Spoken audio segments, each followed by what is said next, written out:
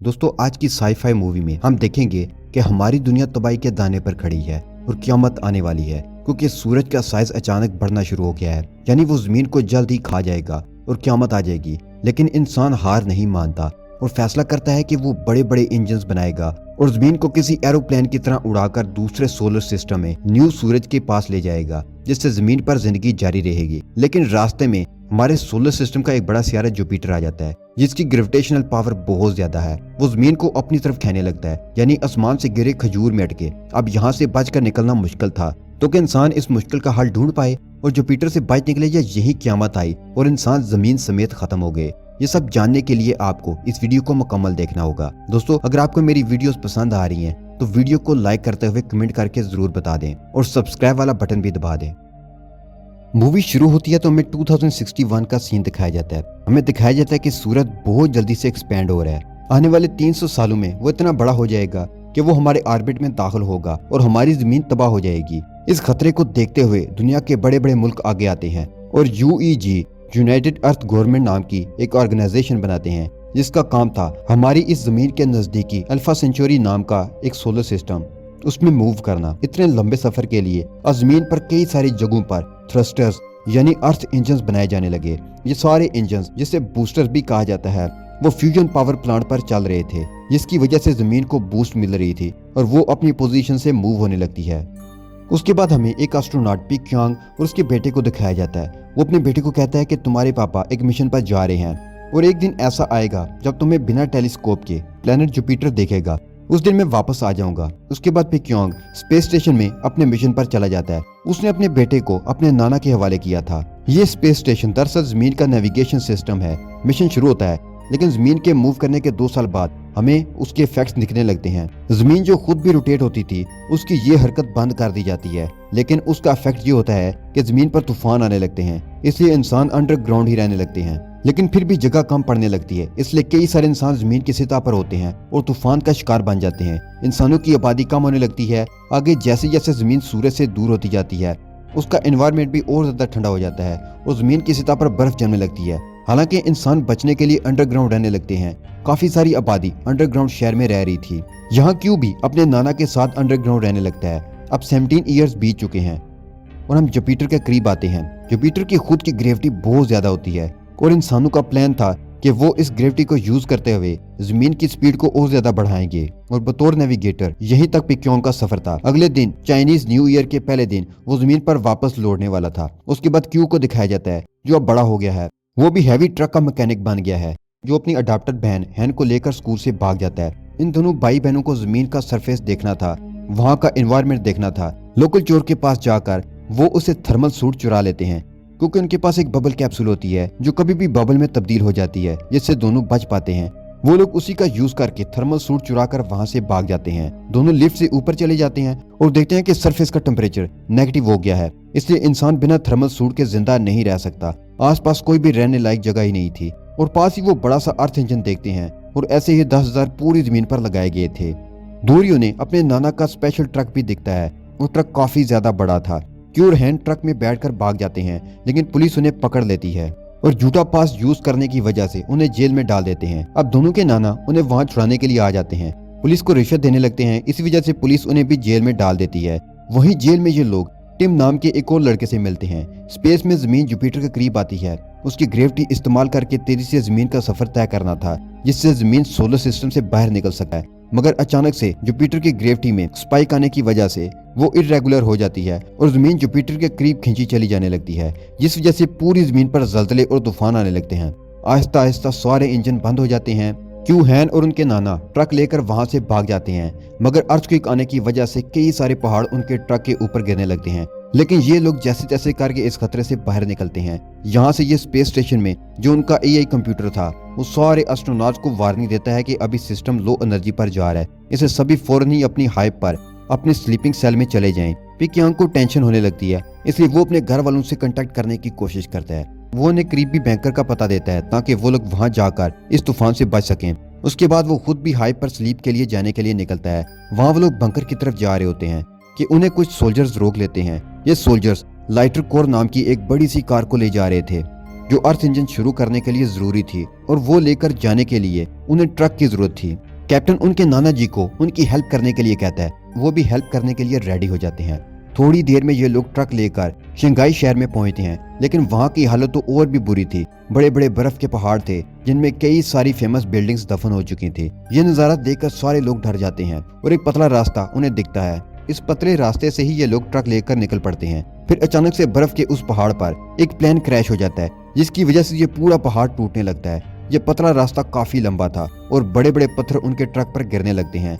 भागने का कोई भी रास्ता नहीं था। तो तभी एक सोल्जर को एक बड़ी सी बिल्डिंग दिखती है और वो लोग वहीं से ऊपर जाने का फैसला करते हैं। पहाड़ की चोटी पर जाने के लिए उनको 80 फ्लोर ऊपर चढ़ना था। सोल्जर्स ऊपर चढ़ जाते हैं और लिफ्ट के दरवाजे की मदद से बाकी सबको रेस्क्यू करने लगते हैं। क्यू हैन और उनका कैप्टन ऊपर आ जाता है। उनके नाना जी, एक सोल्जर और लाइटर कोर अभी भी नीचे ही था। यहाँ पर बाकी सोल्जर्स नाना जी, सोल्जर और लाइटर कोर को ऊपर खींचने लगते हैं, लेकिन दोबारा जल्जले की वजह से बिल्डिंग बहुत जोर से हिलने लगती है। लाइटर कोर तो ऊपर आ जाता है, मगर इस चक्कर में नाना जी और वो सोल्जर नीचे अटक जाते हैं। लिफ्ट इन दोनों के ऊपर गिरने लगती है। तभी वो सोल्जर अपनी जान की परवाह न करते हुए सामने वाला लिफ्ट का दरवाजा होता है उसे तोड़ता है और नाना जी को उसके बीच वाले फ्लोर में ही डाल देता है। लेकिन सोल्जर के ऊपर लिफ्ट गिर जाती है और वो मारा जाता है। नाना जी का हेलमेट भी टूट गया था और उन्हें पता था कि बचने का कोई भी रास्ता नहीं है, इसलिए वो सीधा हेलमेट निकाल देते हैं और बर्फ में फ्रीज होकर उसी वक्त मर जाते हैं। क्यू और हैन बहुत ज्यादा सैड हो जाते हैं, मगर क्यू को इस कैप्टन के ऊपर बहुत गुस्सा आ रहा था क्योंकि उसने उसके नाना जी को बचाने में मदद नहीं की थी। जिसके बाद वो उस ग्रुप से अलग हो जाता है। टिम भी उसके साथ ही चल पड़ता है। सोल्जर भी लाइटर कोर को लेकर अपनी राह पर निकल पड़ते हैं। यहाँ पे क्योंग अपने स्लीपिंग सेल में गड़बड़ी करके उड़ जाता है। फिर वो सिस्टम चेक करता है तो उसे पता चलता है कि उनका स्पेस स्टेशन जमीन को छोड़कर किसी और ही रास्ते पर जा रहा है। वहीं एआई कंप्यूटर को पता चलता है कि एक एस्ट्रोनॉट नींद से उठ गया है, तो उसकी इस हरकत को रोकने के लिए वो उसके कुलीग मार्को को उठाता है। मार्को पहले तो पेक्यांग को समझाने की कोशिश करता है, फिर पेक्यांग उसे बताता है कि स्पेस स्टेशन जमीन को छोड़कर कहीं और जा रहा है। मार्को उसकी हेल्प करने लगता है। इन दोनों को कंट्रोल सेंटर जाना जरूरी था ताकि वो एआई सिस्टम को ओवरराइड कर सकें, मगर स्पेस स्टेशन में कंट्रोल सिस्टम ऊपर था, जिसके लिए उन्हें स्पेस में जाकर ऊपर जाना था। दोनों अपना सूट पहन लेते हैं और बाहर की तरफ चले जाते हैं। इन दोनों को बाहर जाते देखकर ये सिस्टम अपना सिक्योरिटी प्रोटोकॉल एक्टिवेट करता है। अब चूंकि ये दोनों रूल के खिलाफ काम कर रहे थे, इसलिए सिक्योरिटी के पेश नजर इन दोनों को भी मार देना जरूरी था, तो वो बाहर से ही इन दोनों पर अटैक करने लगता है। इन दोनों को इस अटैक की वजह से काफी मुश्किल होती है। इस अटैक में मार्को मारा जाता है। पेक्यांग को अपना साथी खो जाने की वजह से बहुत दुख होता है। थोड़ी देर बाद वो कंट्रोल सेंटर में आता है। वहां पर उसे पता चलता है उसके सारे कंट्रोल बंद कर दिए गए हैं और अब वो इस मिशन को तब्दील नहीं कर सकता। यहाँ पर क्यू, हैन और टिम तीनों को अपने रास्ते में ही एक नया ट्रक दिखता है। वो इस ट्रक में जाते हैं और उन्हें इस ट्रक में ली नाम का एक साइंटिस्ट मिलता है जो बहुत ज्यादा इंजर्ड था। वो उन्हें बताता है कि जुपिटर की ग्रेविटी जमीन के एटमॉस्फेयर को अपनी तरफ खींच रही है। इस वजह से कोई भी प्लेन हवा में नहीं उड़ सकता था और इसी वजह से वो क्रैश हो जाता है। आगे वो बताता है कि ट्रक में अर्थ इंजन है जिसे मेन इंजन तक ले जाना है, जिसकी वजह से वो मेन इंजन शुरू होगा। इस ट्रक को लेकर क्यू अपने घर लौट सकता था, मगर फिर वो ली की मदद करने का सोचता है और वो इस ट्रक को लेकर निकलने की कोशिश करते हैं। पेक्यांग एआई सिस्टम की कमांड को बदलने के लिए मेन कंप्यूटर रूम में जाता है, लेकिन तभी उसे एआई सिस्टम बताता है कि ये जो भी तब्दीलियां चल रही हैं वो इसकी खुद की नहीं है, बल्कि ये प्रोग्राम खुद यूनाइटेड अर्थ गवर्नमेंट का ही है। जब इस जमीन को खतरा लाहक होगा तब इस ऑर्गेनाइजेशन ने एक प्रोटोकॉल लिखा था।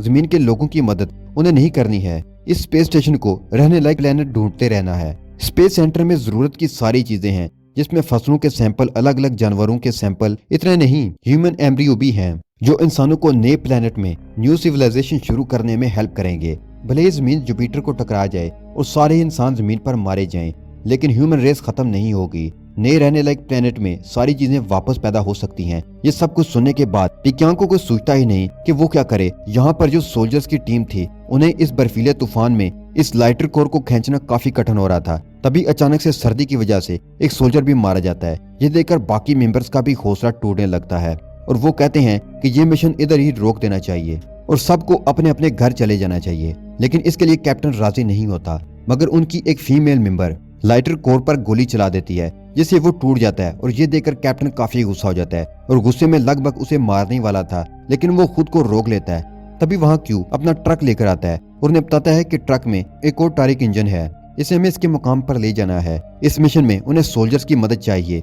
इसलिए सोल्जर्स उसको ज्वाइन कर लेते हैं और कुछ वक्त के बाद ही वो उस जगह पर पहुंच जाते हैं। मगर वहां पहुंचकर वो देखते हैं कि किसी और टीम ने इंजन को पहले से ही स्टार्ट कर दिया है, बल्कि जमीन के सारे बूस्टर्स पहले से ही चल रहे हैं। लेकिन इसके बावजूद भी जमीन जुपिटर की तरफ ही खींची चली जा रही थी। जमीन से जुपिटर को काफी वाज़ेह तौर पर देखा जा सकता था। स्पेसशिप में ये ऐलान करता है कि अभी जमीन के पास सिर्फ 7 दिन बचे हैं, उसके बाद जमीन जुपिटर से टकरा जाएगी और सब कुछ तबाह हो जाएगा। यही ऐलान ये सिस्टम जमीन पर भी करता है। ये खबर सुनते ही पूरी दुनिया में मातम शुरू हो जाता है। यहाँ पर साइंटिस्ट ली भी जोर जोर से रोने लगता है कि हमारे पास कुछ ही दिन है, जमीन की सारी हवा जुपिटर की तरफ जा रही है और हमारे पास एक दिन के बाद ऑक्सीजन भी नहीं बचेगा।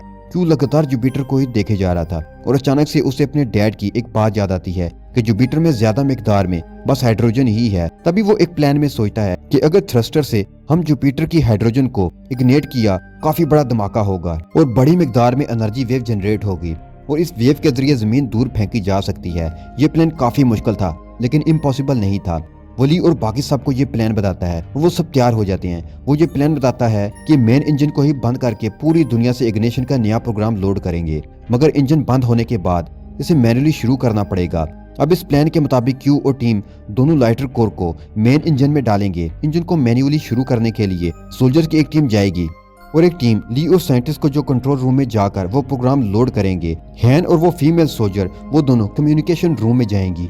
प्लान के मुताबिक सभी काम कर देंगे, मगर इस मिशन में कई सारी मुश्किलात आती हैं। जैसे ही टीम और क्यू लाइटर कोर को इंजन में डालते हैं तो एक लाग बीच में आते हैं, जिसकी वजह से वो पूरा प्रोग्राम अटक जाता है। वही इग्निशन पिन काफी बड़ी होती है, इसलिए सोल्जर्स की मैन पावर काफी कम पड़ने लगती है और यहाँ ली का प्रोग्राम भी 99% जाकर हैंग हो जाता है। लेकिन तभी हैन पिक्योंग से राब्ता करती है। वो पिक्योंग को अपना सारा प्लान बताती है ताकि वो उनकी कुछ हेल्प कर सके। पिक्योंग यूनाइटेड अर्थ गवर्नमेंट की ऑर्गेनाइजेशन के लोगों से इजाजत लेने के लिए उनसे कांटेक्ट करने लगता है, मगर वो लोग सिर्फ एक ही मदद करने को तैयार हैं कि जो बच्ची का मैसेज है वो उसे पूरी दुनिया में ब्रॉडकास्ट करेंगे। फिर उसके बाद हैन अपना मैसेज पूरी दुनिया में ब्रॉडकास्ट करती है और कहती है कि मैं और सोल्जर्स की टीम जमीन को बचाने की आखिरी कोशिश कर रहे हैं और यहाँ पर हमें लोगों की जरूरत है। मुझे पता है कि आप में से कई लोगों ने अपना हौसला खो दिया है, लेकिन हम सब एक होकर इस जमीन को बचाने की आखिरी कोशिश करेंगे, शायद हम बच सकें। बच्ची से इतना इमोशनल मैसेज सुनने के बाद जो भी लोग भाग रहे थे किसी जगह पर छुपने के लिए, उनमें से कई लोग उनकी हेल्प करने के लिए आ जाते हैं और जो इग्निशन पिन